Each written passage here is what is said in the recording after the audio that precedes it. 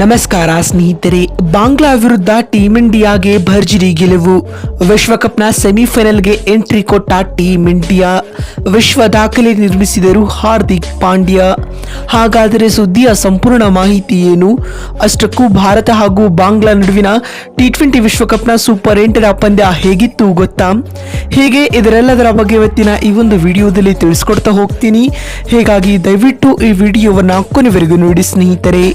ಆದರೆ ಅದಕ್ಕಿಂತಲೂ ಮುನ್ನ ನೀವು ಕೂಡ ಟೀಂ ಇಂಡಿಯಾದ ಅಪ್ಪಟ ಅಭಿಮಾನಿಗಳಾಗಿ ಈ ವಿಡಿಯೋವನ್ನು ನೋಡುತ್ತಿದ್ದರೆ ತಪ್ಪದೆ ಈ ಕೂಡಲೇ ಈ ವಿಡಿಯೋಗೊಂದು ಲೈಕ್ ಮಾಡಿ.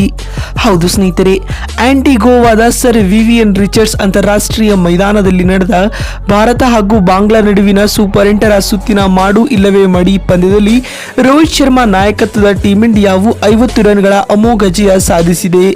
ಇದರೊಂದಿಗೆ ಇನ್ನೊಂದು ಪಂದ್ಯ ಬಾಕಿ ಇರುವಂತೆ ಮುಂದಿನ ಸುತ್ತಿಗೆ ಅಂದರೆ 2024ರ T20 ವಿಶ್ವಕಪ್ನ ಸೆಮಿಫೈನಲ್ಗೆ ಭಾರತ ತಂಡವು ಬಹುತೇಕ ಲಗ್ಗೆ ಇಟ್ಟಿದೆ.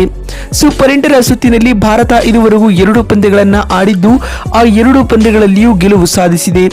ಅಷ್ಟೇ ಅಲ್ಲದೆ ಈ 2 ಪಂದ್ಯಗಳನ್ನು ಅತ್ಯುತ್ತಮ ನೆಟ್ ರನ್ನೊಂದಿಗೆ ಗೆದ್ದಿದೆ.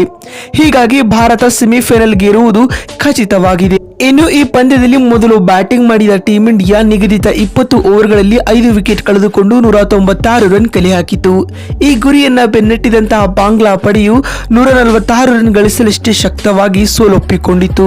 ಈ ಮೂಲಕ ಬಾಂಗ್ಲಾ ತಂಡದ ಸೆಮಿಫೈನಲ್ ಕನಸು ಭಗ್ನಗೊಂಡಿದೆ ಸ್ನೇಹಿತರೆ. ಹೌದು, ಈ ಒಂದು ಪಂದ್ಯದಲ್ಲಿ ಟಾಸ್ ಸೋತು ಮೊದಲು ಬ್ಯಾಟಿಂಗ್ ಮಾಡಿದ ಟೀಂ ಇಂಡಿಯಾ 20 ಓವರ್ಗಳಲ್ಲಿ 5 ವಿಕೆಟ್ ಕಳೆದುಕೊಂಡು 196 ರನ್ ಗಳಿಸಿತು.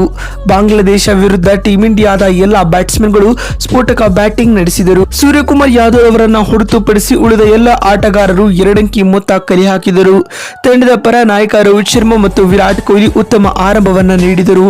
ಈ ಆರಂಭದ ಲಾಭವನ್ನ ಪಡೆದುಕೊಂಡ ಪ್ರತಿಯೊಬ್ಬ ಬ್ಯಾಟ್ಸ್ಮನ್ಗಳು ಟಾಪ್ ಗೇರ್ನಲ್ಲಿ ಬ್ಯಾಟ್ ಬೀಸಿದರು. ಹೀಗಾಗಿ ಟೀಂ ಇಂಡಿಯಾ ಬೃಹತ್ ಮೊತ್ತ ಕಲೆ ಹಾಕಿತ್ತು.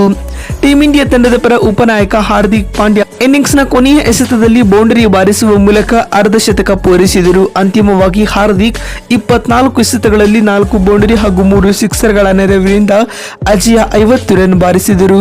ನಾಯಕ ರೋಹಿತ್ ಶರ್ಮಾ 23 ರನ್ ಬಾರಿಸಿ ವಿಕೆಟ್ ಒಪ್ಪಿಸಿದರೆ ವಿರಾಟ್ ಕೊಹ್ಲಿ 37 ರನ್ಗಳ ಕಾಣಿಕೆ ನೀಡಿದರು. ರಿಷಬ್ ಪಂತ್ 36 ರನ್ ಸಿಡಿಲಬರದ ಇನ್ನಿಂಗ್ಸ್ ಆಡಿದರು. ಸೂರ್ಯಕುಮಾರ್ ಯಾದವ್ 6 ರನ್ ಬಾರಿಸಿ 1 ಅಂಕಿ ಮೊತ್ತಕ್ಕೆ ಪೆವಿಲಿಯನ್ ಸೇರಿಕೊಂಡರು. ಇನ್ನಿತ್ತ ಬಾಂಗ್ಲಾದೇಶ ತಂಡದ ಪರ ಬೌಲಿಂಗ್ ನಲ್ಲಿ ರಿಷಾದ್ ಹುಸೈನ್ ಹಾಗೂ ಹಸನ್ ರವರು ತಲಾ 2 ವಿಕೆಟ್ ಪಡೆದು ಮಿಂಚಿದರೆ ಶಕೀಬ್ ಅಲ್ ಹಸನ್ 1 ವಿಕೆಟ್ ಪಡೆದರು. 197 ರನ್ಗಳ ಗುರಿಗೆ ಉತ್ತರವಾಗಿ ಬಾಂಗ್ಲಾದೇಶ ತಂಡ 196 ರನ್ ಗಳಿಸಲಷ್ಟೇ ಶಕ್ತವಾಯಿತು. ಈ ವೇಳೆ ನಜ್ಮುಲ್ ಹುಸೇನ್ ಶಾಂಟೋ ತಂಡದ ಪರ ಗರಿಷ್ಠ ಅಂದರೆ 40 ರನ್ ಬಾರಿಸಿದರೆ ರಿಷಾದ್ ಹುಸೈನ್ 24 ರನ್ಗಳ ಕೊಡುಗೆ ನೀಡಿದರು.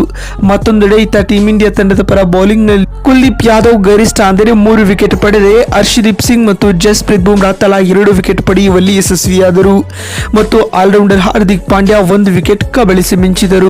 ಇದರೊಂದಿಗೆ ಭಾರತ ತಂಡವು 50 ರನ್ಗಳ ಭರ್ಜರಿ ಗೆಲುವು ದಾಖಲಿಸಿತು. ನೋಡಿದ್ರಲ್ಲ ಸ್ನೇಹಿತರೆ, ಭಾರತ ಹಾಗೂ ಬಾಂಗ್ಲಾ ನಡುವಿನ ಸೂಪರ್ 8ರ ಪಂದ್ಯ ಹೇಗಿತ್ತು ಅಂತ ತಿಳಿಸಿಕೊಡುವ ನಮ್ಮ ಈ ಪ್ರಯತ್ನ ನಿಮಗೆ ಇಷ್ಟವಾಗಿದ್ದಲ್ಲಿ ತಪ್ಪದೆ ಈ ಕೂಡಲೇ ಈ ವಿಡಿಯೋಗೊಂದು ಲೈಕ್ ಮಾಡಿ. ಮತ್ತೊಂದು ವಿಡಿಯೋದಲ್ಲಿ ಸಿಗ್ತೀನಿ. ಅಲ್ಲಿವರೆಗೂ ನಮಸ್ಕಾರ.